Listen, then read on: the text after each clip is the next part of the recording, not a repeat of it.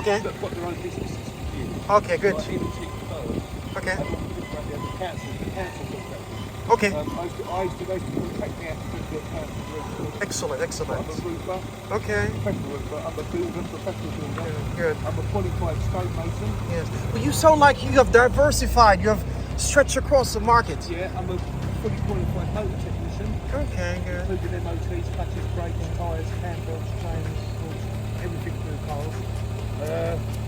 You know, they say that you should focus on one skill and perfect it rather than diversifying and just be a... Right. But What why I did did- you? I perfected the skill. Okay. At 17 of roofing. It took a year. I learned Okay. roofing inside out. So Okay. at 17, I come away from it and I went into roofing. Okay. The building. And then I went back to stonemason because that was my first grade. But before I did any of that, 11, I was taking engine. At 13, at 11, I was working on cars. Okay. But at 13, I could take the engine out, just strip it down, rebuild it in its entirety, put it back Good. in, turn it the way it goes. Excellent. But once I had command of something, Okay, good. once I could do it perfect, Yes, yes. then I got fed up. Now I need to do something else. Okay, so that's what happened to you. That's what Yes. first. I've got 8 trades. 8 trades. Eight Okay, trades. which one have you really perfected from the 8? I suppose there's a few that I've perfected all of them. Okay. I'm not trying to get it. Okay, I'm but trying to be it's- modest. no, but no, I've no. perfected all of them I'll because give it how it is. I was trained by a master mason in the 70s. Oh, I'm in the old, 70s. I'm mid 70s. Almost 70s. You don't look 70. You look Yeah. you're in your late 60s or so, man. No, because I'm black. I've got African in me. Okay. So what, your mother's African? My dad's grandparents were from Ghana, Really? so I'm Ghanaian. Look at my hand. No, you don't look Ghana. You look like you're pure white. Oh, because you pushed it down. Okay. Eyes, look at the eyes. That dark No, you lips. look like a white. You look like a white. And I'll show you something that make you laugh. Okay. Look at the African arse. They call me the silverback. Really? Like an ape. Now, if you were to go back, what could you do better in your skills? I could have learnt more. Learn more. I could have learnt more. So you advise people to learn more, huh? Yeah, I mean, learning is. I never appreciated when I was at school. I did. No one would appreciate learning when I was at school. No one would learn. Everybody wouldn't mess about. But now that I'm old, I'm nearly 70, I wish I'd learnt more. But I've got 8 trades. I can do anything to this, that any kind. So you're still working. You have not retired, have you? No, I can't retire. You love it too much, huh? I've got a grandson just born to me, so I've got to look after him now. Okay, sure. So I've got to get as much money as I can to provide for my daughter to look after him. What do you want people to say about you a few years down the line? Your legacy. What do you want your When legacy I'm to be? gone, I want them to say, remember the Kwamina, that's my Ghana name. Kwamina. I've got a tribal name, Kwamina. Kwamina. It only comes from the Fanti tribe in Ghana. Okay. I'm originally from Jamaica. Yeah, you're from Jamaica, yeah. Yeah, originally from Jamaica. And I was trying to work out where you're from. I couldn't work out. Yeah. We're originally from Jamaica. Yeah. But I love Jamaicans. Yeah, I'd yeah. like my legacy to be that when I'm gone, that people say, yeah, that Mark was a kind old soul. He used to protect people right up to the 70s. He used Okay. to protect people from bullies and all that. And he had a good heart. That's all I want. Okay. Are there some things that you regret doing in your professions? People that say, yeah, don't regret nothing, I've got loads of regrets. Okay, can you give some advice to the general, youngsters that are coming up, not things to do, Well, things not to do? The thing is, these youngsters today, you know yourself well enough, they don't take advice. Yes, you're right. They don't take advice. They don't want to listen. They're told at school they can be what they want. If they want to be gay, if they want to walk around with a handbag on, they can. The girl that wants to be a woman, yeah, that's okay. You can be a man. We'll cut your tits off and cut your fanny out and put a cock there, and you can be a man. You can be whatever you like. This world that we live in, I don't like it. I'm old. I was born in the 50s. Oh, 50s. My dad was born in the 50s too, I believe. He's 67 now, Yeah, he's the same age as me. Yeah. Yes, I'm old. I've seen the change in the world. Is it good or for bad? You know what it is. It's bad. So bad. It's It's getting going worse. downhill, huh? It's going downhill. It's all Yeah. written in the scriptures. It's all in the scriptures. Do you believe in God? Oh, 100%. And Christ. 1,000,000%, yeah.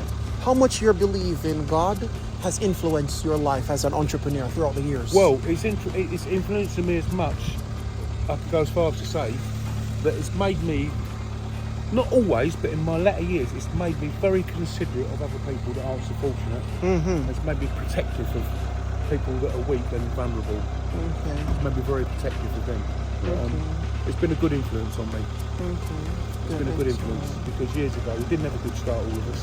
Okay. We lost our dad when I was 8 or 9 when I lost my dad. And we had a stepfather figure come on the scene, and he was an absolute beast. Yeah. And we all suffered the consequences of that. And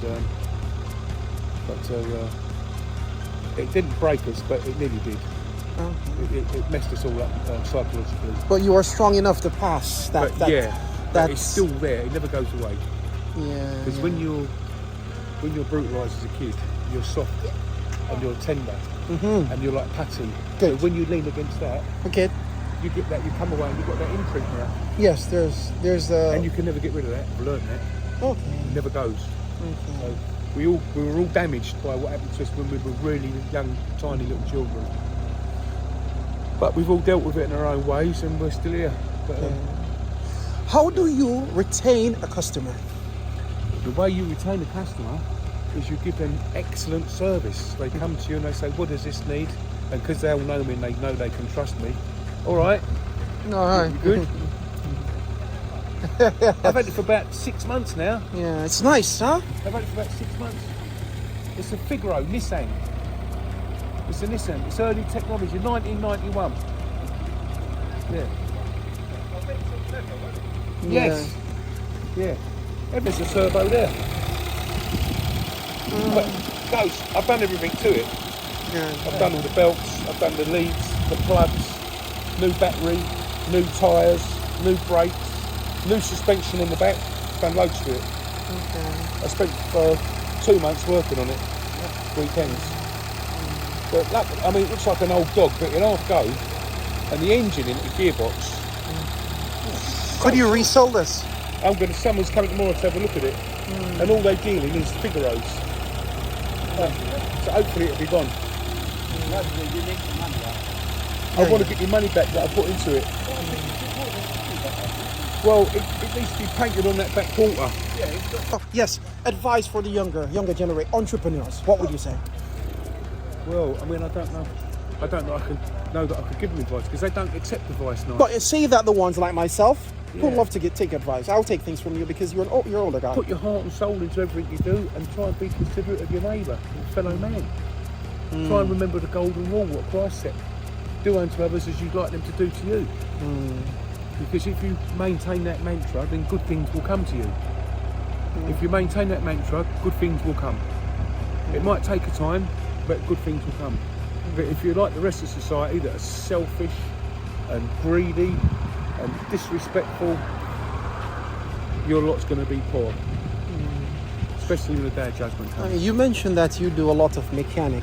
Could you give me a scenario where you had an incident with a customer which was not good? He was angry to a certain degree and you did something to please him that settled the problem instantly. Any? Not scenario? really, no, because when I do a car, I'm very anal, very thorough. Okay. If I do the roof, I'm very thorough. Okay. I don't cut no corners. I'm too old. I do it professionally, and I never get no complaints. I did a job for a neighbour who lived up there years ago, Okay. at the end of this block, and he was Romanian. Okay. And I said, your car needs this, it needs that. He said, well, just fix it for me. So one of the things that was broken in it was the turbo. Okay. But he said to me, just fix it. The turbo was knackered. I couldn't fix it without changing the turbo. Put the turbo on it. He didn't want to pay me. Really? He didn't want to pay me. How did you resolve that? Well, he didn't pay me in the end. Really? He paid me for the other stuff. I was furious because I'd spent days on it. I put a turbo on it. I'd paid for it all. Oh yeah, Because clever. that's what I do. I pay for everything. I'll get your car. I pay for everything. And then when it's done, I say, right, come and get your car. It's done. Your bill is whatever. And everyone that knows me, they know that I'm honest. Good. They Good. know that I'm honest as days long. And if I say it needs this and it needs that, it needs this and it needs that. Good. Good. But, none of my customers, I've still got customers out that I've had for 40 years. Really? 40, 50 years, yeah. A lot of them have died, but I've still got customers out there I've had for 40 odd years, yeah. But they know, they ring me up and they say, look, this has happened. Can you come and look at the car? And I say, because you've told me what it is, it's got to go into the workshop. Good. It's the workshop we work at. And it's got to be plugged into, and we've got to download it, and we've got to get the DTCs out of it, Good. detected known codes Yes. that are in the ECU.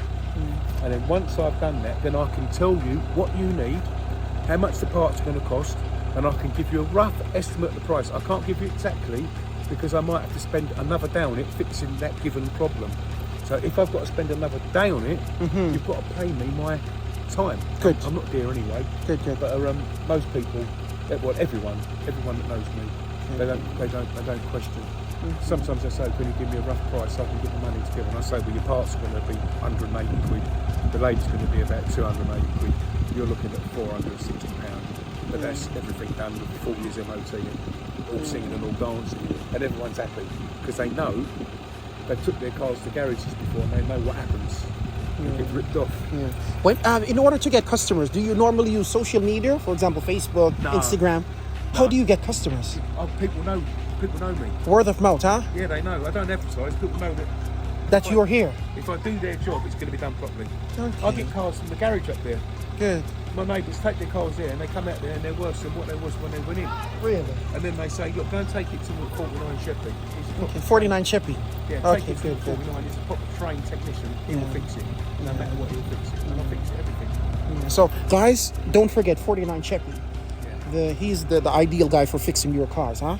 So you can just pass, and they know the address, okay? They know that. Yeah. Okay. Thank you for your time, and I wish you all the best in your business and in this beauty. What's your name? Marlon McLeod, Freedom Guider. Marlon McLeod. Yes, yeah, Marlon McLeod.